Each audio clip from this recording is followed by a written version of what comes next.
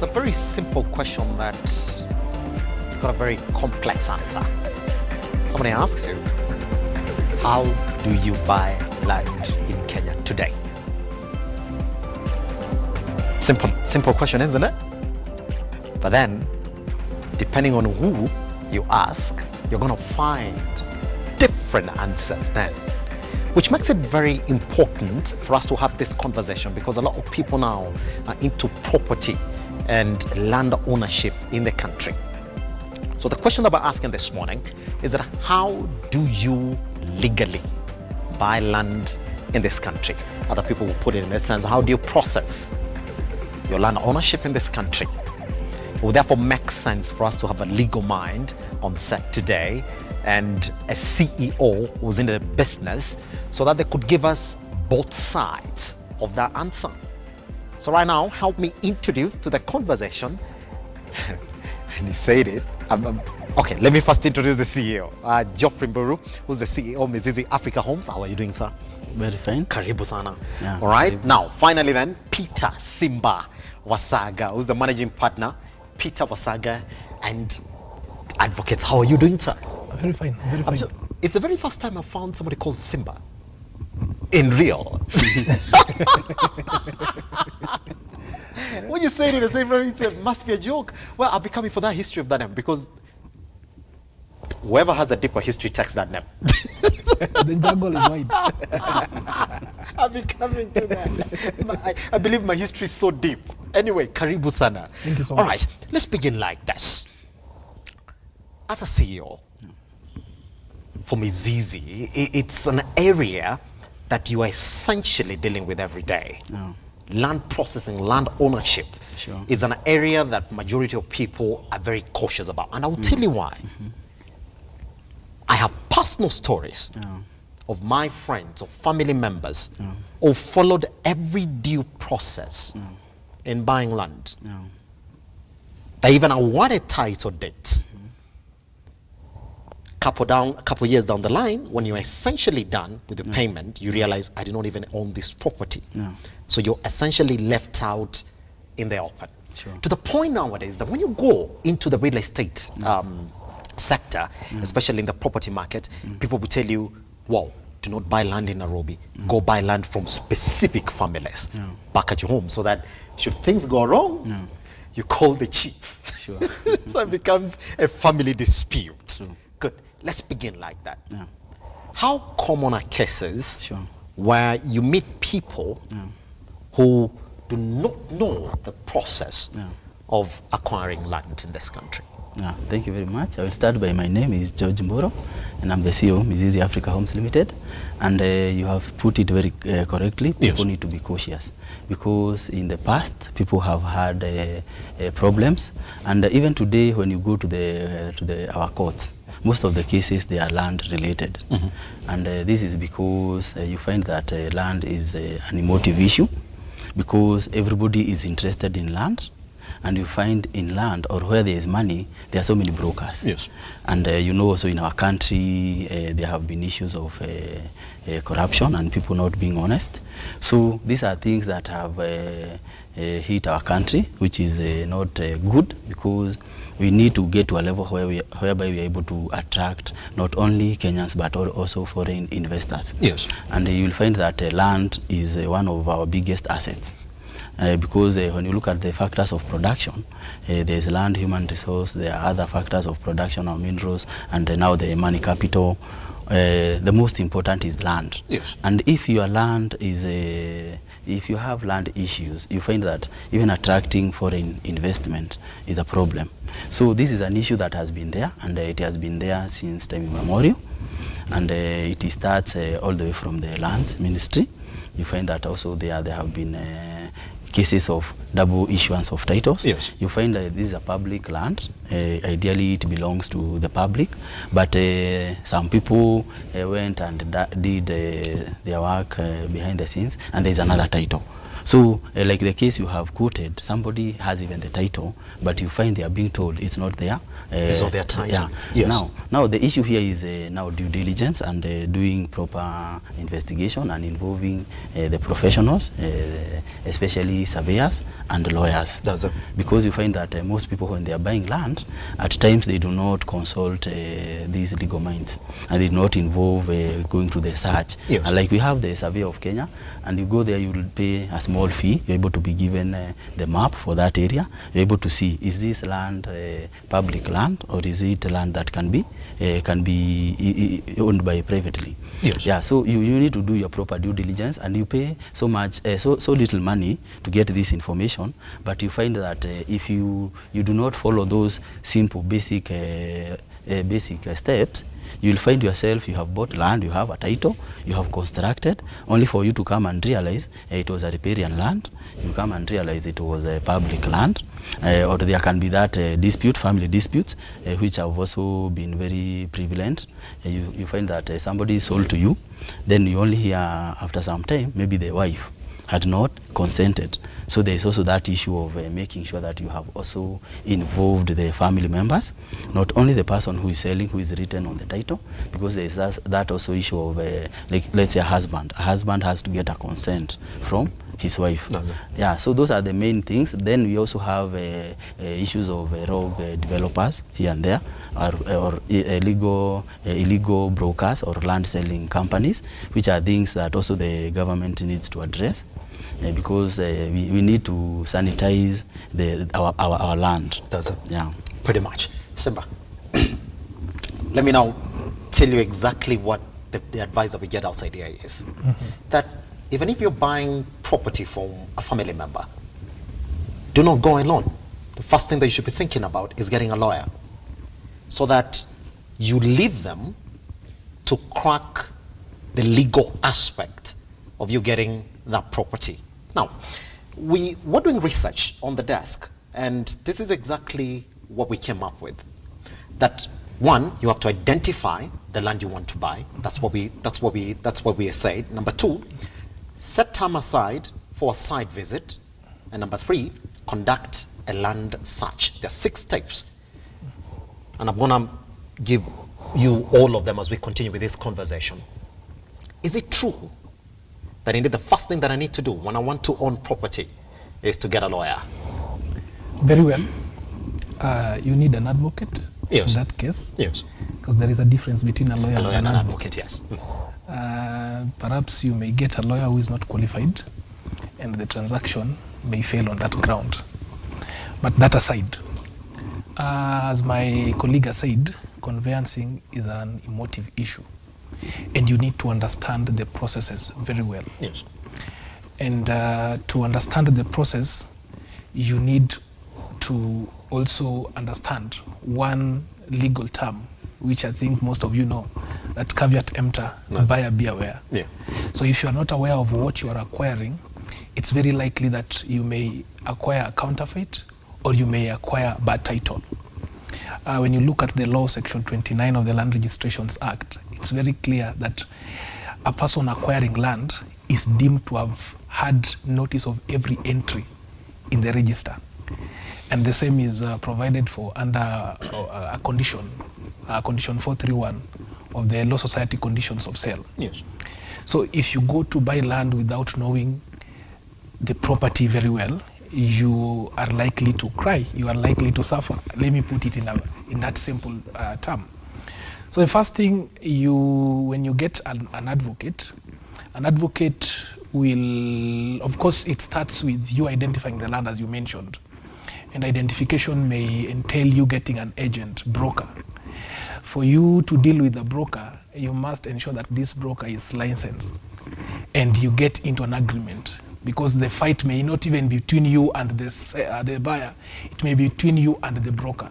So is this broker licensed? Then get into an agreement. After you get into an agreement, then you now proceed. When you come to an advocate will conduct investigation. The first step of doing that investigation, I will ask you if you have visited that property. Yes. Have you done your physical inspection? Because it is the physical inspection that will guide us going forward. You'll tell me whether this land is vacant. You'll tell me whether there are fixtures on this property. You'll tell me whether there is someone occupying this property. Yes. You'll tell me whether that property is accessible. That is one thing that you must do as a potential buyer. Once you give me that history, I'll now proceed to conduct a detailed search. So no sight unseen. Yes? So no sight unseen. No sight unseen. I can't come and tell you there's something, the pictures I've looked at it online, it looks like it's something that I want, so help me with that process. Caveat emptor. Very many people advise goods online, and some of them are not legit. You call and you are directed to so many places, and you end up losing a lot of money. So you have to go and check it physically. The benefit of this is that should there be any problem, then you are protected. Actually, after I explain all the steps of conducting due diligence, yes, you are protected by the law. Bona fide purchaser for value without notice. Provided that you did not participate in the fraud, you can go to court for that title to be upheld. That's it. All right. So you say the second step is the land search now. So land search. Yeah.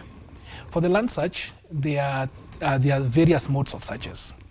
You have to do the official search at the lands registry. But again, to address what Mr. George has just mentioned about double allocation, yes, you need to do another search, which is known as historical search. You know, when you go to the land registry, there are two files. There is the deed file and there is the correspondence file.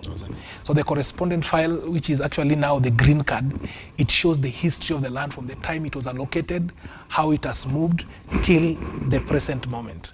So you need also to do an historical search. Of course, you need to also buy maps.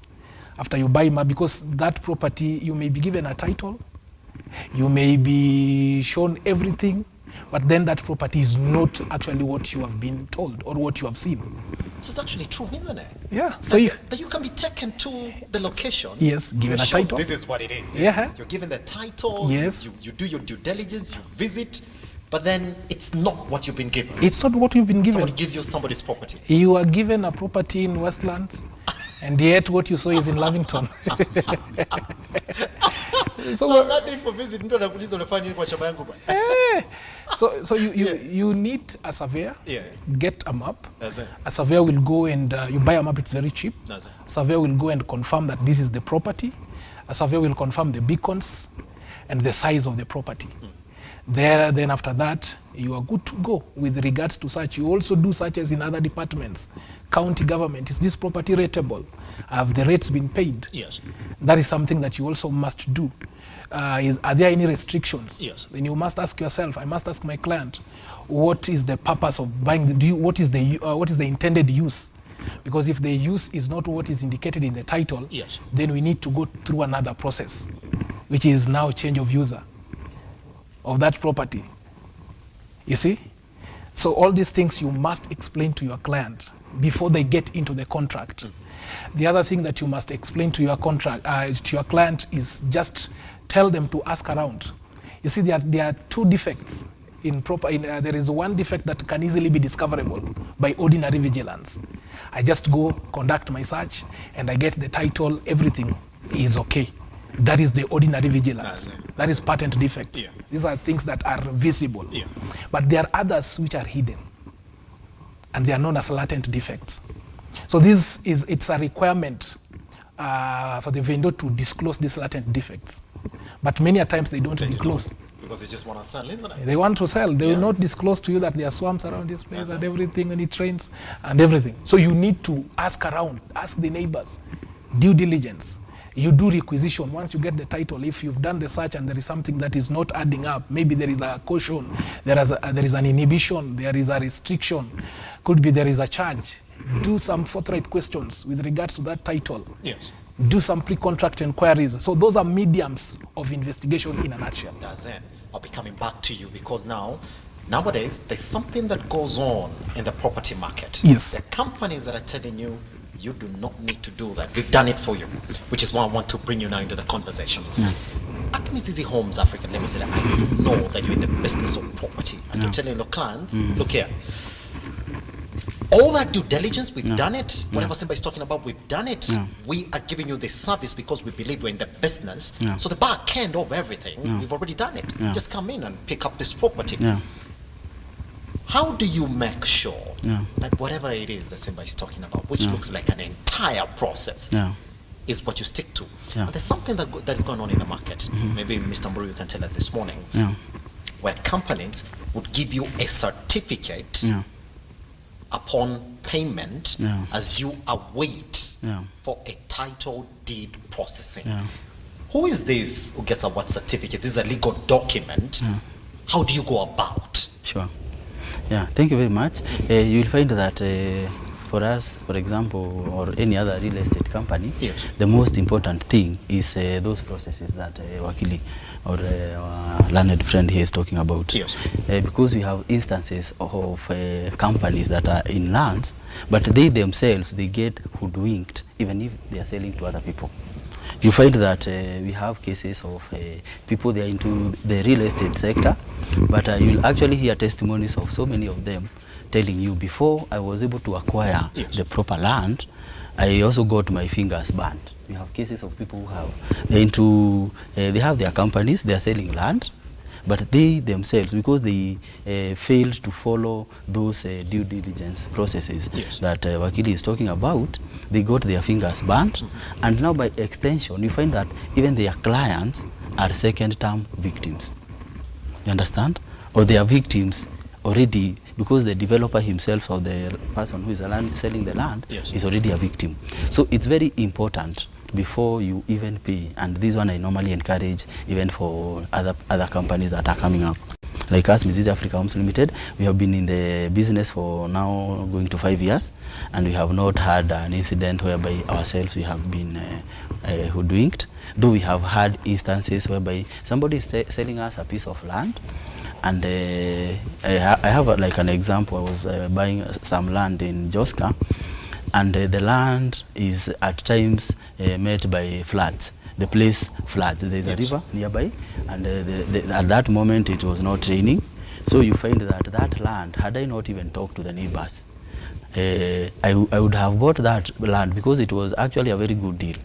The title is there and it is good, and I had talked to the neighbors. I have done my search because that's the first thing I have done. I have bought the map. I have my surveyors, and every company should have these legal minds and the surveyors at hand. I have done my search. I have done everything. I've gotten the green card, as he was saying, because those are the basics. Then from there, that land that you want to maybe resell now to other people, is it viable for whatever you want to do? He had talked about what do you want to do with the land. Is it viable if you want to do construction? Like for us, we are into affordable housing.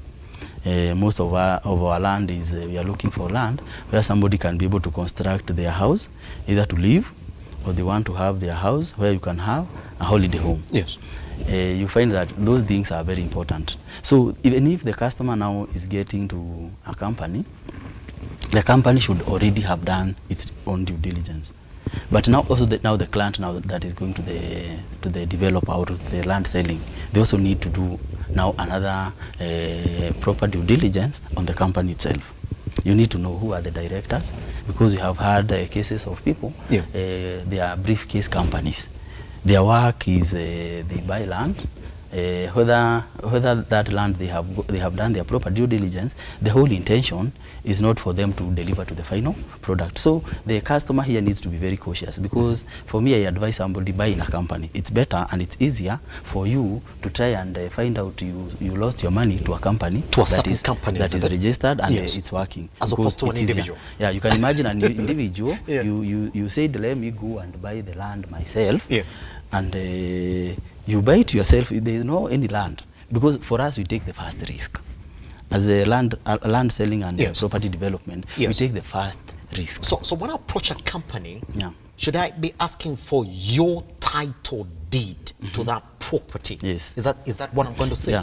Yeah. The title, ideally after now as a company you have bought, should be now under your name. Like Mizizi Africa Homes Limited, we have our title. The title should be under Mizizi Africa Homes Limited. So to the now the person now who we are selling to, they will not be. They may not have to go so much into the history of. They may do it. They may get the search, the green card, But already we have done the hard part. Yes. The hard part is to be able as a company to have that genuine title. Hence the title.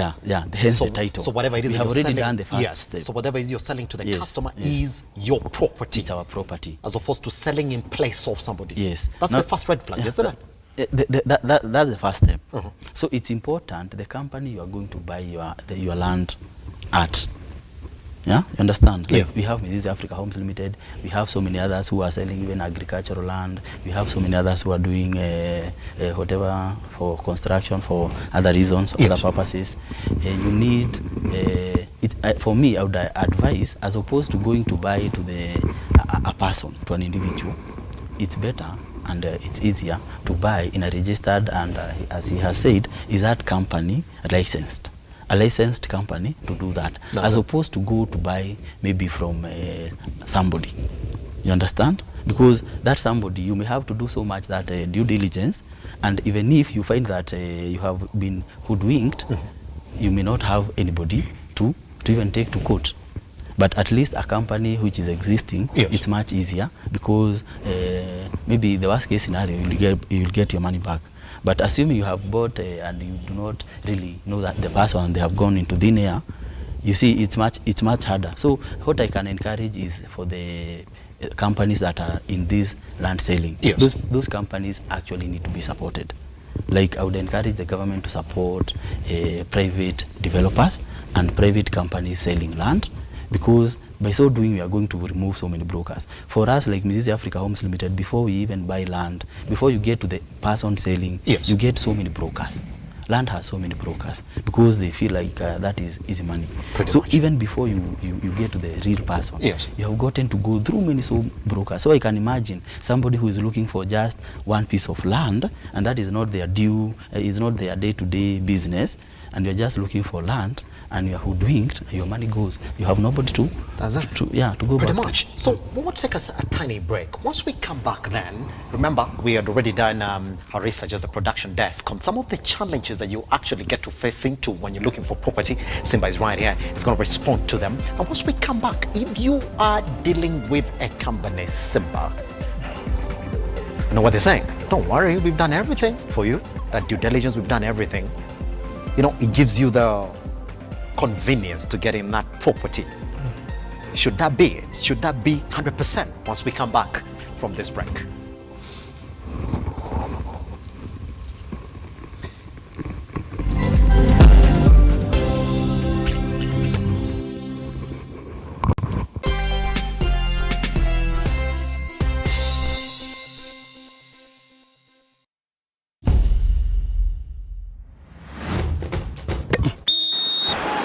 Michezo na wachezaji, matukio na matokeo uwanjani. Tumejifunga kibwebwe kukuletea mbwembwe, si mazungumzo ya kusisimua. Ndiyo maana safu ya spoti ipo hapa kwa ajili yako. ZFC! Nami hapa nahodha Robert Chacha, si suisui, na kuandalia kipindi bomba cha safu ya spoti kila siku ya Jumamosi kuanzia saa 7:30 ndani ya runinga nambari 1 ya michezo Lookup TV.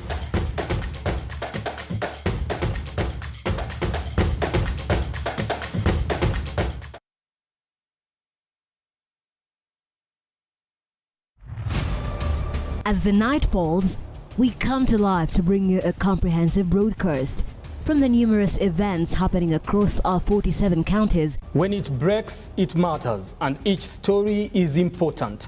If it's Thursday, join me, Nancy Lima, and my able panelists as we break down the law jargons and analyze the Constitution in a way only you can understand. The news cycle never stops, neither does time. We cover each and every sector and present to you factual and accurate occurrences. This is where facts win the day. Join me, Nancy Lima, Ian Keitani, Tuesday, every Wednesday, Thursday, as from 9 p.m. on The Insight, only on Lookup TV.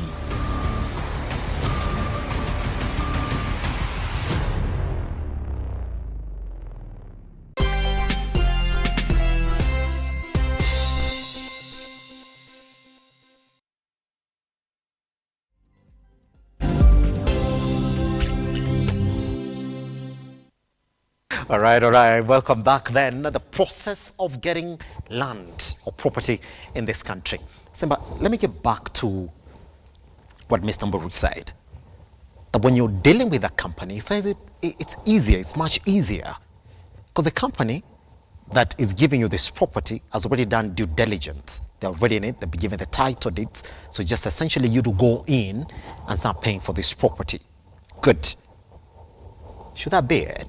Should you believe what the real estate companies are telling you? We've done everything, the title deed is there. How are you supposed to behave in this case where you're getting this land from a company that is telling you, we have our advocates, we've done the due diligence, we've gone to the county government, we've gone to the land surveyors, here they are, and these are the reports, this is the title deed, and these are examples of properties that are coming up within this area? I think the first thing you need to ask yourself Yeah. is who are the parties to a land sale transaction? The parties to a land sale transaction is a purchaser and a vendor. A purchaser or a vendor. Yeah. Vendor is basically the seller. That's it. And the purchaser is the buyer. So when you're dealing with these two people, they must have their independent legal advisors because they have interest in this property. One is buying, one is selling. So when a company is selling, the company becomes the vendor. Yeah. The good thing of getting an independent lawyer to help you navigate through, it's because an advocate takes personal responsibility, professional responsibility, so that should there be any defect on that title, then he takes personal responsibility. I want to explain. You see, when you before even I explain further, there are two different persons. There is a legal person, there is a natural person. Yeah. A natural person is like you and me. And then a legal person is a company, a society, or any other organization. So you must check who are the officials of these organizations as an advocate of the purchaser. Who is the director?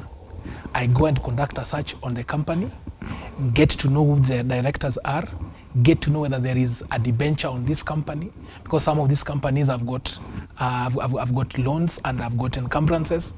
You get to know who is authorized to do all these things. Then you now get to doing your due diligence. When you do your due diligence, you are now doing it as the purchaser. When they do it for you, it's like the vendor doing due diligence for you. I say that. You get it? I say that. Mm-hmm. So you must differentiate all these things. You must differentiate the parties in a land sale transaction. Yes. With that, everything goes on well. Number two, the other thing that I need also to explain with regards to maybe you purchasing a property that is riparian and everything.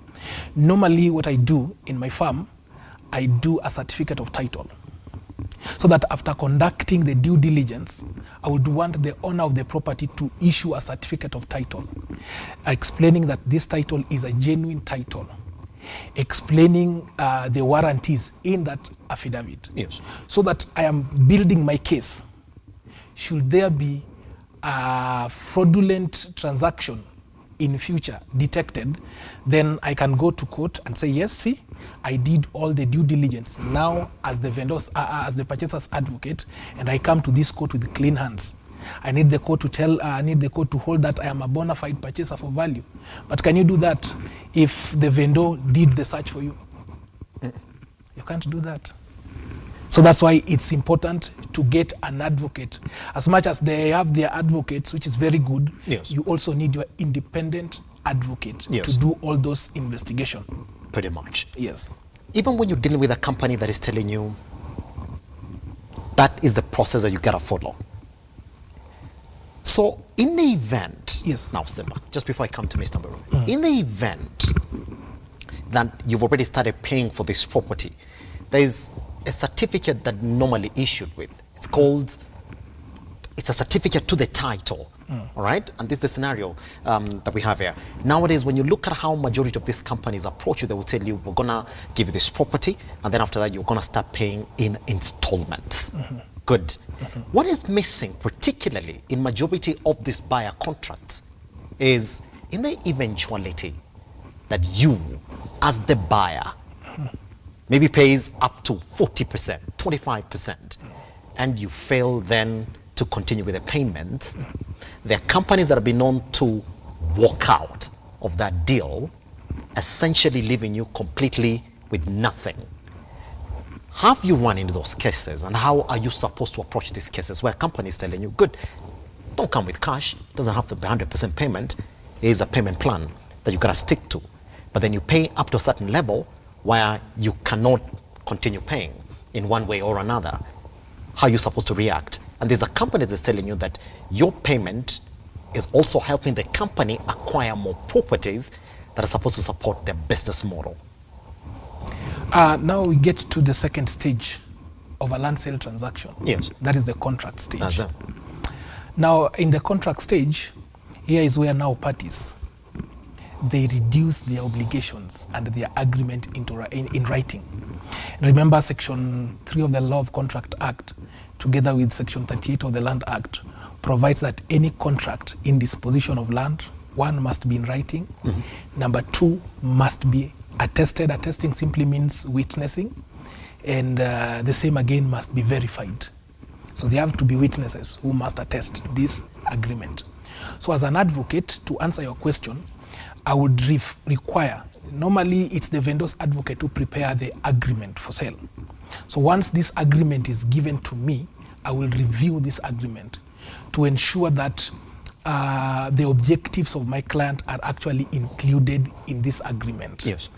So that we also provide for the remedies under this contract.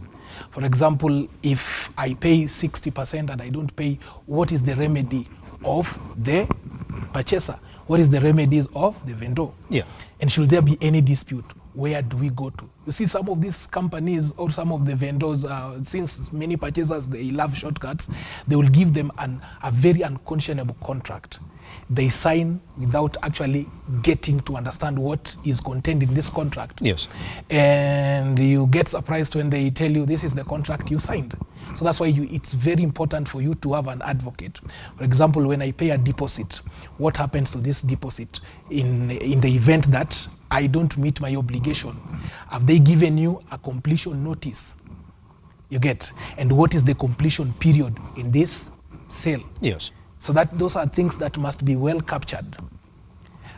Then the other thing, they must also tell you what are some of the documents you'll be required to avail or will be availed to you at the end of it all. Yes. So that contract stage is very much important. Yes. And here's a question. Mr. Mburu, I'm coming back to you Yes. on exactly how you deal with these cases at Mizizi Homes Africa. Here's one question that I got. Yes. And I got a great friend of mine who told me, well, I started paying for property, got to 85% payment, and there was a period, there was a 6-month period, where something happened with the family. I couldn't continue without payment, and my property essentially was taken away from me.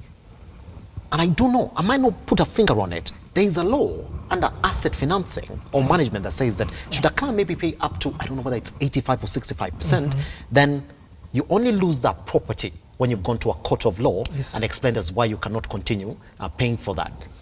Is that law in existence? Up to what point can a company not take away my property before taking me to court? I think it's about 75%. 75%, isn't it? Yes, Yeah, or thereof. Yes, a Sale of Goods Act. Yes. But let me go back to financing. Yeah. You know, that's another important aspect that must also be included in the agreement. How are you going to finance this purchase? Yeah. Are you going to use, are you going to finance it by way of loan, which is known as charging of that property?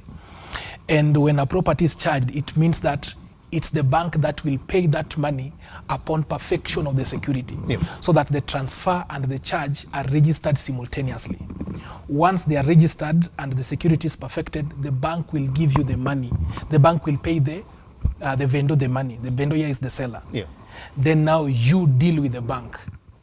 You now pay the loan to the bank at an agreed interest.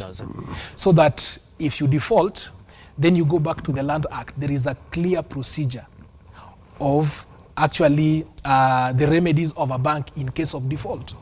One, they must give you a statutory notice of 90 days. After the statutory notice has expired, the bank has to give you another 40 days for notice of sale. Then if they are going to involve an auctioneer, another 45 days. But there is one very important thing that you must understand, that there is an equity of redemption. Provided that you are able to redeem yourself to the bank before they actualize the sale, then they give you back your property. Yeah. So even if I had defaulted and they have gone through all these processes, the 90 days have elapsed, they have given me another 45 days, they have given me 45 days, yes, and I get the money and I'm able to pay, then that is it. The other thing, you can also go to court and record a consent if it's because they cannot recover that property, they cannot sell it without first going to court. So if you can go to court, if you cannot pay, you can also get into a consent so that you sell that property at a very good price, the first sale value, so that they pay themselves and the rest of the money is returned to you. Does it? Yes. Pretty much. Final question that's around this area. Let me cross over to Mr. Mburu. Mr. Mburu, I do not know whether you've run into these cases as the CEO of Mizizi Homes Africa Limited, where your clients have already started paying for these properties that you essentially want to develop for them, and then in one way or another, client comes and tells you, I can't continue paying for this. What process do you as a company just follow to make sure that you're walking the journey with these clients? Because I like the message for your company. It's like, we got you. So with this particular move of people just wanting to own property and becoming property owners in this country, people will rush to you just by that message, right? But there's the promise and then there's the reality on the ground, just like Simba is saying. How do you walk the journey with these clients? Yeah, thank you very much. You'll appreciate the fact that land is very important. And the land is a big asset that our country has as a country, and even as the earth. Land is very important because even when you're talking of agriculture, we are farming in land. Now the question here that we are dealing with is now getting fast that title. And you will appreciate the fact that that process of owning the title has been, we have had instances, so many instances. And I had said earlier, you will find that in courts, most people that are there is because of land related issues. Now, we need to look at this issue seriously, and the first thing we need to do is to stop pointing fingers. Because you find that people who are into land, and actually even people who are into development, everybody is looking at them with a certain skepticism. You are already looked at as if you are already a criminal, even before you start anything. That's it. Which is something I find very weird, because if we were to close all the real estate companies, this company would be in worse mess. The brokers that are just there trying to help people are so many. What we need to do is we need to make proper structures to have companies, real estate companies, firms that are into land selling, that are recognized, appreciated, because our work is actually very crucial. But you find that everybody, especially the lawyers, they are coming with a certain skepticism. And the problem here is that there is a need. And that is what we need to address. There is a need. People need homes. People need land where they can do their agriculture. We are talking about a very crucial capital, which is land capital, but it's being treated as if it's like, for example, as Mizizi Africa Homes Limited, we don't even look at it as a form of a business, because so many people need this land. So many people need to have that asset. And for sure, we know for everybody, before you get to your retirement, before you actually exit to the other side of life, you need to have a property. Even we know that everybody is told a good parent is the one who leaves an inheritance for their children, isn't it? An inheritance mostly is that land. So if we start looking and pinpointing at the people who are doing that business as if already they have been condemned, that is where we are going wrong. We need to appreciate these people are starting by taking the risk. Because, for example, I, as Mizizi Africa Homes Limited, I want to meet a certain need of people who are in need of a house. The first thing I need to do is to get land, isn't it? So I'm first of all getting into that whole hullabaloo of land, and I know I can also be conned my hard-earned money before it even comes to my name. So I need to also protect myself. That's it. And now when I'm coming to the customer, I need to meet your need, because you have maybe, let's say, a need of a house. Yeah, you have the need of a house. And if you are to do it yourself, for example, you find that most of our customers, we have some that are working in the offices, government offices. We have our customers, others are in the diaspora. They may not have all that ample time to do the original, to get themselves together. Because you find that another good thing people need to, we need to have people working as a community, gated communities like we do in gated communities. So getting people to buy a chunk of land, they may be in chamas, and you find that you are in this professional, getting yourself organized to buy that land and do all those due diligences, it may not be that easy. So you need that company. So the first thing, let us appreciate the companies that are doing what they are doing without looking at them as if they are the enemy here. Yeah. They are part and parcel of the process. And my learned colleague had mentioned banks. Most people are losing their money because of defaulting loans, because it's not easy for you to have accumulate all that money and go and pay that chunk at once. Most people, you find that they go to banks, they are given loans, and that charging is mostly done with the purchaser and the banks. And that one can be confirmed. Yes. But you find that most people, they lose that property to the banks. Banks are the people, the auctioneers. These are the people who are selling mostly. Just even leave alone the rogue developers and the rogue land selling. Yeah. Most people are losing their hard-earned money to banks. Yeah. Because they got themselves into a transaction, and maybe along the way they lost their jobs. And you find that because you'll find that those agreements, they are so big. Just you not paying or defaulting, you start getting penalties. So we need to look at how can we help the end user. The end goal here should be the end user. Let's even put the banks aside. Let's put the developers aside. Let us focus on the end user, this client, because the client is the one who has a need. And the reason why they are losing money is because they do not have somebody who can hold their hands. Like us, Mrs. Africa Homes Limited, we believe in helping first-time homeowners, because first-time homeowners are the people who have the problems, or first-time land purchasers, land acquirers, because you find that is where there's a problem. And we, as Mrs. Africa Homes Limited, we have come up with a very good strategy. And this strategy, we are saying, even if you want to develop, first acquire the land. Okay. We have a concept we are calling buy, we build. Yes. First of all, acquire that piece of land. And you had mentioned about some companies whereby you are told to pay a certain percentage, then you are given such a long period of time. I would encourage people who want to get into even getting their own homes, first of all, acquire that title. Have that title. Because we have also seen instances whereby somebody, they have not actually finished paying for the piece of land, and maybe they want to have a house, a house, and that structure is more expensive than the land itself. Piece of land itself. Yeah. So we as Mrs. we are advocating, we have buy, we build. Even if you want to develop a property, first of all, acquire that piece of land, get the title under your name.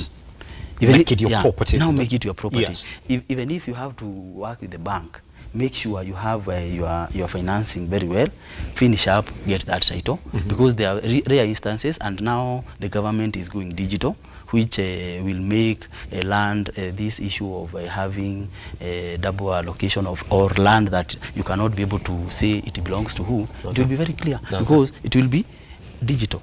And we have seen the government is doing that, and also people who are doing proper due diligence, like ourselves, we are not falling into such a scam or such praise. Yes. So you need first of all to acquire the piece of land. Or the property, then after that, start thinking about the rest of it, isn't it? Yeah, that's what you encourage your clients. Acquire the title. Before even we are into housing, affordable housing, and we have been doing it. Our stronghold is affordable housing. But land issue, this is where we need to separate. Get the title under your name. Yes. Even if it's a bank that is financing you, get that title. So you find that this issue of paying a piece of land for such a long time, it's not advisable for me. Yes. I would recommend, like for example, as we normally give a maximum of 3 months. Get in that new concept of buy we build, get the title in 3 months, then from there we construct when you have the title. That's it. Yeah. Simba, we have 2 minutes for this. All right, and I want you to respond this as fast as you can. Somebody was saying here, and I'll read, I've just forgotten. This is the question that they asked me yesterday. Yes. When you're buying land, and then you get the services of a broker, is there an agreed percentage by law that the broker should get? You see, one thing is it's a freedom, Yeah. freedom of contract. Yeah. Normally, I see many brokers charge 2%. But that you see, normally whatever remuneration order, including the advocates, they only provide for a bare minimum. But it will also depend on how you have agreed. There are others who are very exorbitant. There are others who will charge you very affordable. Yes. But one thing that I would encourage is that before you get into such engagements, again, get an advocate to draft an agency agreement. That's it.